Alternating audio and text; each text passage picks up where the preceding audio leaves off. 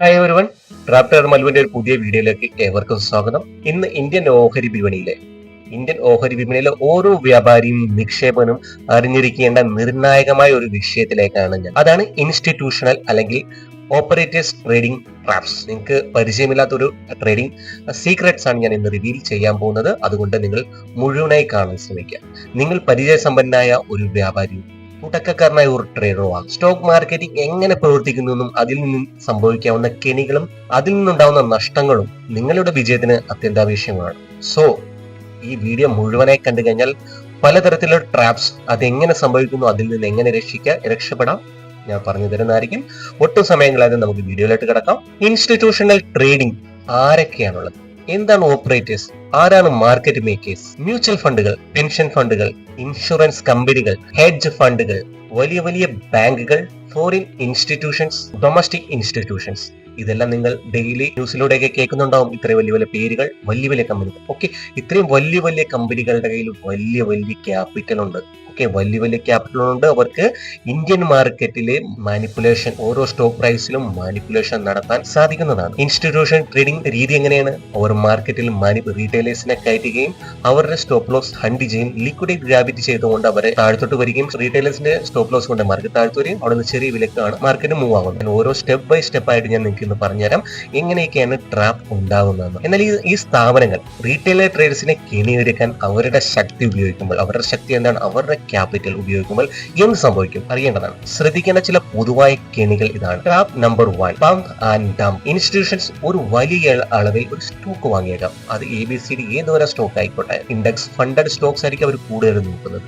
ഇൻഡെക്സിനകത്ത് weightage ഉള്ള സ്റ്റോക്സിനകത്ത് കൂടുതൽ അവർ traffic നടത്താൻ സാധ്യതയുണ്ട്. അവർക്ക് ഇൻഡെക്സിനകത്തും ഡെറിവേറ്റീവ്സിനകത്തും സ്റ്റോക്സിനകത്തും പലതരത്തിലുള്ള ഫ്യൂച്ചേഴ്സിനകത്തും പലതരത്തിലുള്ള പൊസിഷൻസ് അവർ വെക്കുന്നുണ്ട്. അതിനനുസരിച്ചാണ് ഒരു സ്റ്റോക്ക് ബൈ ചെയ്യുമ്പോഴും അവർ ഹെഡ്ജ് എന്നുള്ള രീതിയിൽ ഫ്യൂച്ചേഴ്സ് വെക്കുകയും ഓപ്ഷൻസ് ബൈ ചെയ്യും, ഓപ്ഷൻസ് സെൽ ചെയ്യുകയും ചെയ്യും. ഇതൊക്കെ നിങ്ങൾ മനസ്സിലാക്കിയെടുക്കുക. അതിനുശേഷം മാത്രം സ്റ്റോക്ക് ട്രേഡിംഗ് അല്ലെങ്കിൽ സ്റ്റോക്ക് മാർക്കറ്റിൽ ഇൻവെസ്റ്റ് ചെയ്യാൻ വരുക. ഇൻസ്റ്റിറ്റ്യൂഷൻസ് ഒരു വലിയ അളവിൽ സ്റ്റോക്ക് വാങ്ങിയേക്കാം. ഇതിന്റെ വില പെട്ടെന്ന് തന്നെ വലിയ രീതിയിൽ കൂടിയേക്കാം. ഈ കൂടുന്നത് കാണുമ്പോൾ മാർക്കറ്റ് ഒരു വലിയൊരു ബഹളം തന്നെ സൃഷ്ടിക്കും. എല്ലാ ന്യൂസ് ചാനലിലും യൂട്യൂബ് ചാനലിലും അതെല്ലാം പറയും ഇതിന്റെ വില കൂടി നിങ്ങളെല്ലാം വാങ്ങിക്കുള്ളൂ. ഇപ്പൊ റീറ്റെയിലർ ട്രേഡേഴ്സിന് ഇതിനെ ആകർഷിക്കപ്പെടുന്നത്. റീറ്റെയിലേഴ്സ് എല്ലാം ഇതിനകത്ത് ചാടി കയറുമ്പോൾ ഒരു വില എത്തിക്കഴിഞ്ഞാൽ ഇൻസ്റ്റിറ്റ്യൂഷൻസ് അവരുടെ ഹോൾഡിംഗ്, അവരിലുള്ള എല്ലാ സ്റ്റോക്സുകളും വിൽക്കും. ബിക്കോസ് ഒരു ലിക്വിഡിറ്റി അവിടെ ക്രിയേറ്റ് ആയിട്ടുണ്ട്. അങ്ങനെ വിൽക്കുമ്പോൾ എന്ത് സംഭവിക്കും? ആ സ്റ്റോക്കിന്റെ വില തകരുകയും റീറ്റെയിലേഴ്സിന് കാര്യമായ നഷ്ടം ഉണ്ടാകുകയാണ് ചെയ്യുന്നത്. മനസ്സിലായല്ലോ നിങ്ങൾക്ക്? റീറ്റെയിലേഴ്സിനും കാര്യമായ നഷ്ടം ഉണ്ടാകുകയാണ് ചെയ്യുന്നത്. നിങ്ങൾക്ക് ഇത് എങ്ങനെ ഒഴിവാക്കാൻ പറ്റും? നിങ്ങൾക്ക് നിങ്ങളുടേതായ റിസർച്ചുകൾ നടത്തുക, മറ്റുള്ളവരുടെ രീതിക്ക് പോകാതിരിക്കുക, നല്ല നല്ല ഫിനാൻഷ്യൽ അഡ്വൈസർ, അത് സെബി രജിസ്റ്റേർഡ് ആയിട്ടുള്ള അഡ്വൈസറിനെ മാത്രം കാണുക, അവരിൽ നിന്ന് അഡ്വൈസ് വാങ്ങി മാത്രം നിങ്ങൾ ഇൻവെസ്റ്റ് ചെയ്യുക. യൂട്യൂബ് വീഡിയോസ് കണ്ടോ അല്ലെങ്കിൽ മറ്റൊരാൾ പറഞ്ഞു കണ്ടോ മാത്രം ചെയ്യാതിരിക്കുക. നല്ല നല്ല അഡ്വൈസർ, സെബി രജിസ്റ്റേർഡ് അഡ്വൈസറിനെ മാത്രം കണ്ട് മനസ്സിലാക്കുക. ഫണ്ടമെന്റലി കമ്പനി സ്ട്രോങ് ആണെന്നും മനസ്സിലാക്കി മാത്രം ഇൻവെസ്റ്റ് ചെയ്യുക. രണ്ടാമത്തെ ട്രാപ്പാണ് ഫോൾസ് ബ്രേക്ക് ഔട്ടുകൾ. നിങ്ങൾക്ക് എല്ലാം അറിയാവുന്ന കാര്യമാണ്.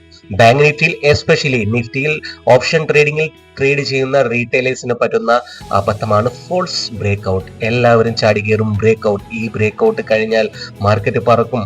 റീറ്റെയിലേഴ്സിനെ അങ്ങനെയാണ് പഠിപ്പിച്ചു വെച്ചേക്കുന്നത്. അവരെല്ലാം യൂട്യൂബ് വീഡിയോസ് കണ്ടിട്ടാണ് 90%-ലധികം 95%-ലധികം യൂട്യൂബ് കണ്ടിട്ടാണ് ട്രേഡേഴ്സ് ട്രേഡ് ചെയ്യാൻ തുടങ്ങിയത്. പലരുടെയും കോഴ്സ് 25-30% ആളുകളും പലരുടെയും കോഴ്സ് ട്രേഡ് ചെയ്യുന്നതിന് 30% ആളും പലരുടെയും കോഴ്സുകൾ വാങ്ങിയിട്ടാണ് ട്രേഡ് ചെയ്യുന്നത്. അവിടെ എല്ലാം പഠിപ്പിച്ചേക്കുന്ന ഹൈ ബ്രേക്ക് ചെയ്താൽ, അല്ലെങ്കിൽ ആദ്യത്തെ 15 മിനിറ്റിന്റെ ക്യാൻഡിൽ ബ്രേക്ക് ചെയ്താൽ, അല്ലെങ്കിൽ 15 മിനിറ്റിന്റെ താഴത്തോട്ട് ബ്രേക്ക് ചെയ്താൽ അവിടെ എൻട്രി എടുക്കുക.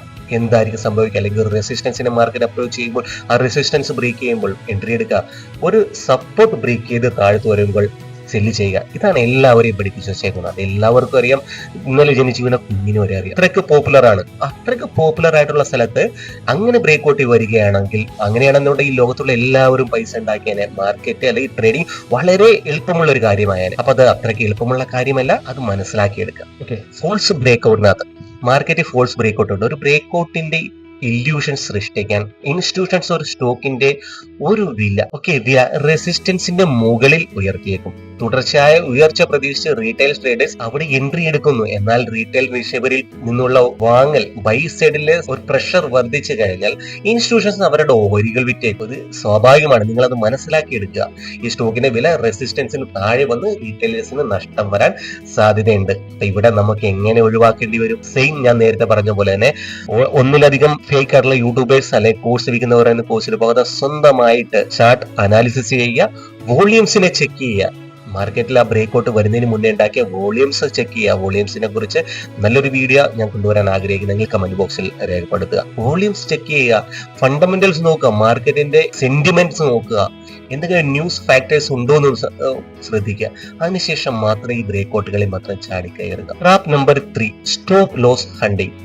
ഞാൻ നിരവധി വീഡിയോസ്, അറ്റ്ലീസ്റ്റ് ഒരു 25 വീഡിയോസ് കൂടുതൽ ഞാൻ സ്റ്റോപ്പ് ലോസ് ഹണ്ടിങ്ങിനെ കുറിച്ച് എന്റെ ചാനലിൽ അപ്ലോഡ് ചെയ്തിട്ടുണ്ട്. ഏറ്റവും വലിയൊരു ട്രാപ്പാണ് സ്റ്റോപ്പ് ലോസ് ഹണ്ടിങ്.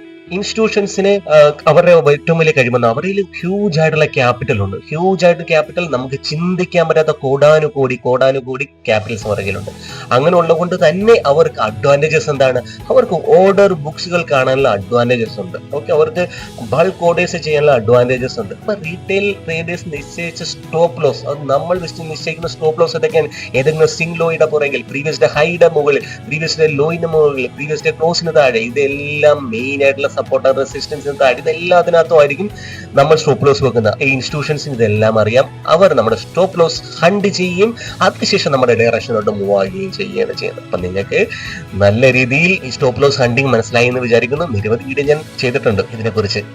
അപ്പം ഇത്രയേ ഉള്ളൂ. ഈ സ്റ്റോപ്പ് ലോസിന് ഒഴിവാകാനായിട്ട് ഇത്രയേ ഉള്ളൂ. റീറ്റെയിലേഴ്സ് ചിന്തിക്കുന്നതിന് എഗെയിൻസ്റ്റ് ആയിട്ട് ചിന്തിക്കാം. നിങ്ങൾ ഏതെങ്കിലും ഒരു ചാർട്ട് പാറ്റേൺ കണ്ടിട്ടുണ്ടോ? ആ ചാർട്ട് പാറ്റേണിന് ഒപ്പം പോകുന്നതിന് മുന്നേ നിങ്ങൾ നോക്കുക മാർക്കറ്റ് എന്താണ് കണ്ടീഷൻ ഉള്ളത്. അല്ലാണ്ട് കണ്ണടച്ച് നിൽക്കുമ്പോൾ ഒരു ചാർട്ട് പാറ്റേൺ വന്നു, എന്താ പറയുക, ഒരു ഡബ്ല്യു പാറ്റേൺ വന്നു, എവിടെ വന്നു, ഒരു ഡൗൺ ട്രെൻഡ് നടന്നുകൊണ്ടിരിക്കുമ്പോൾ ഒരു ഡബ്ല്യു പാറ്റേൺ വരികയാണ്, അവിടെ ചാടി കയറി എൻട്രി എടുക്കാതിരിക്കുക. ഡബ്ല്യു പാറ്റേൺ എന്താ മുകളിലോട്ട് മൂവ് ആവും, എല്ലാവരും പഠിച്ചു വെച്ചാൽ, ബട്ട് മാർക്കറ്റ് അവിടെ ട്രാപ്പ് ചെയ്ത് താഴ്ത്തു വരും. ഒരു അപ് ട്രെൻഡ് നടന്നുകൊണ്ടിരിക്കുന്ന ഒരു എം പാറ്റേൺ അല്ലെങ്കിൽ head and shoulder pattern create ചെയ്യുന്നു. റീറ്റെയിലേഴ്സ് ഹെഡ് ആൻഡ് ഷോൾഡർ കാണുന്നു, എം പാറ്റേൺ കാണുന്നു, സെല് ചെയ്യുന്നു. അവരതാണ് പഠിച്ചിട്ടുള്ളത്. ബട്ട് അങ്ങനെയല്ല ചെയ്യേണ്ടത്. അവിടെ ട്രാപ്പ് ഉണ്ടാകാൻ സാധ്യതയുണ്ട്, അവർക്ക് എഗെയിൻസ്റ്റ് പോകാൻ സാധ്യതയാണ്. ഓക്കെ, ഇത് നിങ്ങൾ മനസ്സിലാക്കിയെടുക്കുക. അടുത്ത ട്രാപ്പാണ് ന്യൂസ് ആൻഡ് റൂമേഴ്സ്. ഇത് ഏറ്റവും വലിയ ഒരു മാർക്കറ്റിന്റെ ട്രാപ്പാണ്. ഇന്ന് പുതിയ ടെക്നോളജിയിലെ ഏറ്റവും വലിയ ട്രാപ്പാണ്.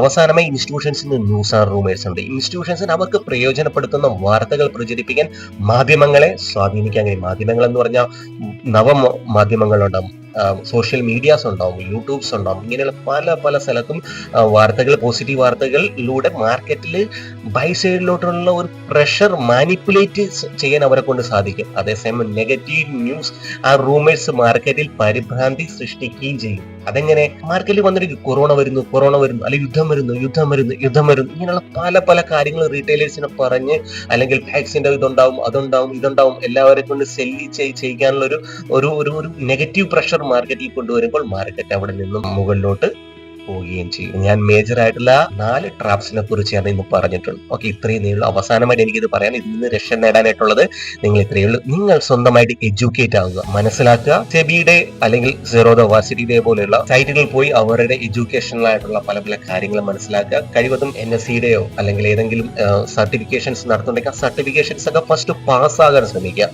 ഓക്കെ, NISM സർട്ടിഫിക്കേഷൻസ്, വേറെ കുറച്ച് സർട്ടിഫിക്കേഷൻസ് ഒക്കെ ഉണ്ട്.